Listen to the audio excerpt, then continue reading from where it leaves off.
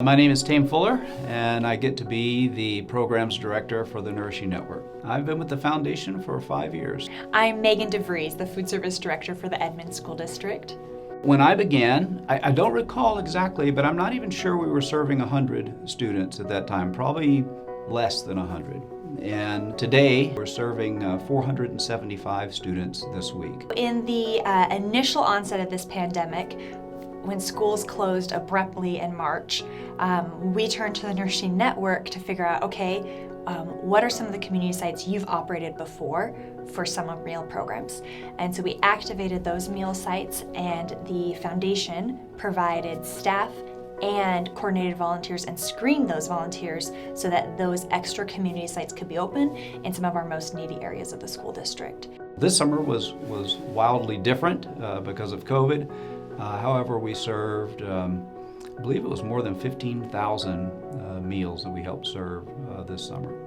This year, those sites that we had used for summer meals before were used during the spring. We partnered with the school district to distribute their weekday meals at those sites, but then we also partnered with local restaurants, a variety of them, and we're able to bless families with a nice dinner that they could enjoy together through those sites. And I believe we served more than 2,700 of those meals. When COVID hit, all of a sudden the students, we couldn't just distribute out to 28 schools anymore. Now we had to distribute out to hundreds of locations. I think as a lot of middle-class Americans, we don't consider the hardship of a family that is struggling with food insecurity and the gap that school meals can fill for them, because it happens behind the scenes without most of us knowing. And if you've ever been through a hardship, one of the best things that we can do to comfort our friends is to provide them a meal. And so I feel like that has been our role, is that one of the things that we can do for our students is make sure they're fed. Definitely, through it all, the foundation has stepped in to do what we need to help support our students.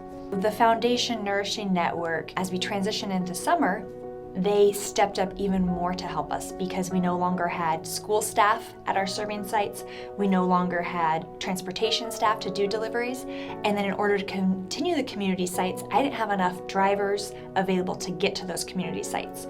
So the Nourishing Network gave us grant funding so we could hire a bus driver to run the community sites for the summer, so we could open up our community sites. Also helped coordinate volunteers.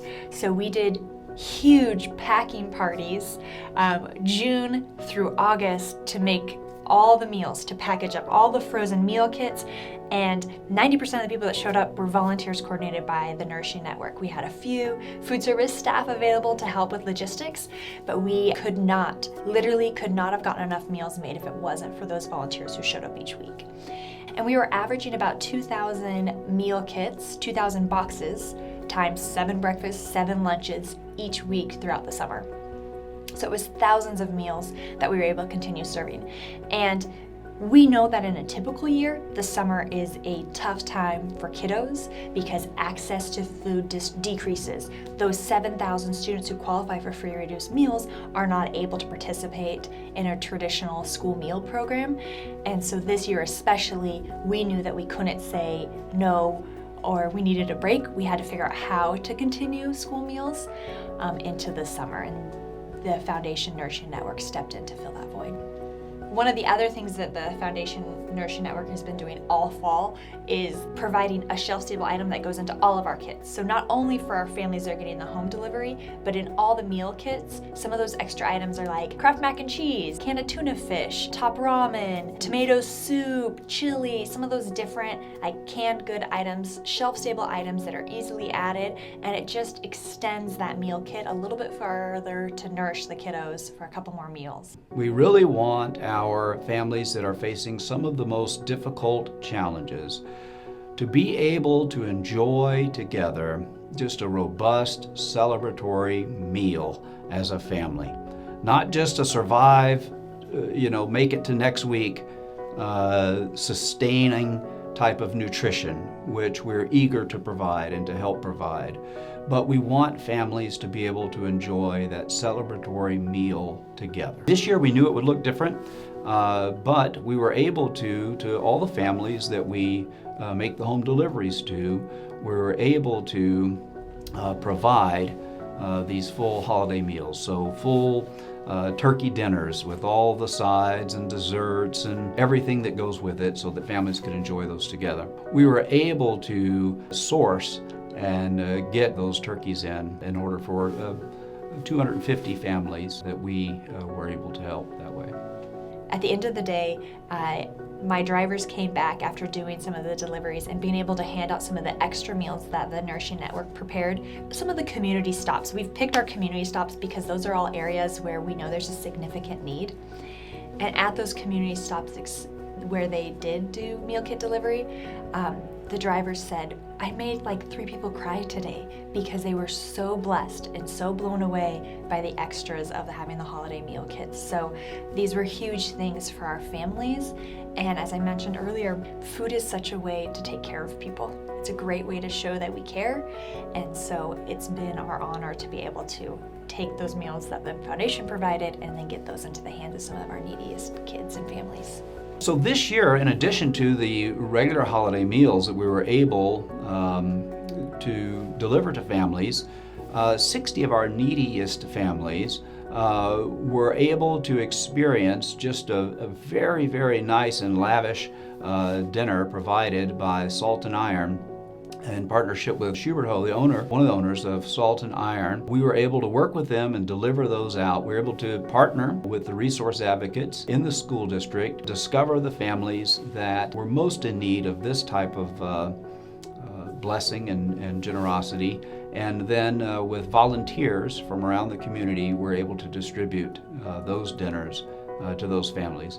And it really was great doing it. I mean, I got multiple reports back of just how thankful the families were when they were receiving these just really, really nice dinners put together by Salt and Iron. As a mom, being able to provide a meal for my kids is something that I value.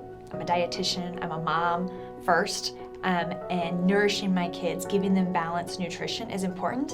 And also just being present and having some food in front of them, no matter what that food is very important to me.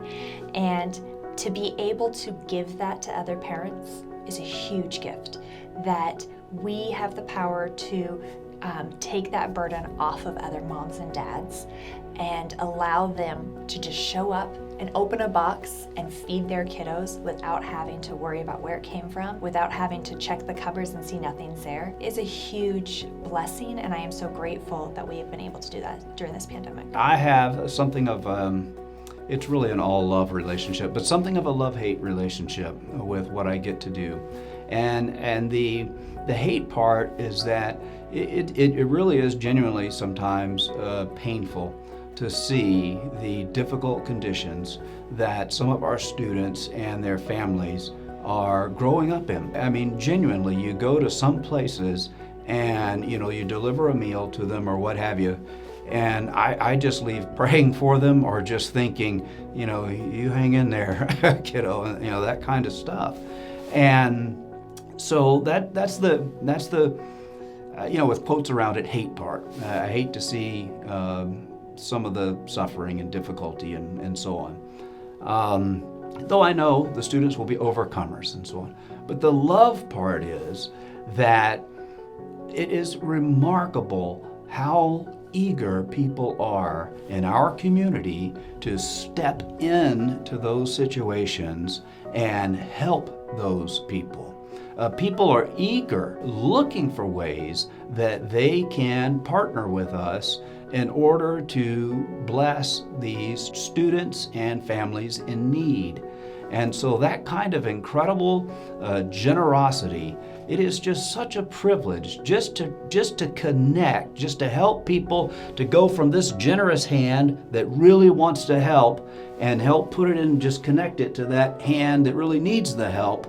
That is just a tremendous thing to get to be a part of. And so I'm incredibly thankful for the opportunity just to participate in as something of a conduit, I guess, of that generosity getting to those people, precious people in need. And so, I think we all get our turn usually to be on the receiving end or be on the need end, but it's, and then we prayerfully, we get the opportunity to be on the giving side and to, because you just really, you can't outgive what you get when you're doing that.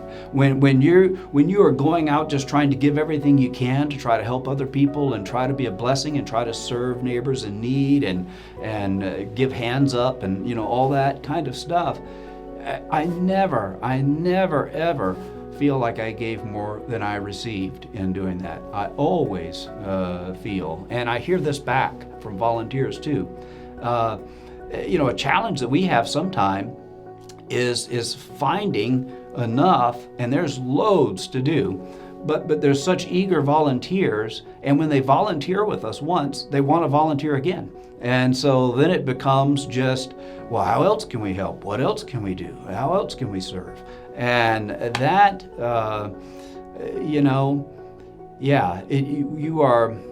we're blessed in the giving.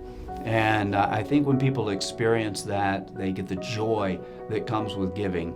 And that joy and that peace and everything else that comes through the giving, that's in so much need today.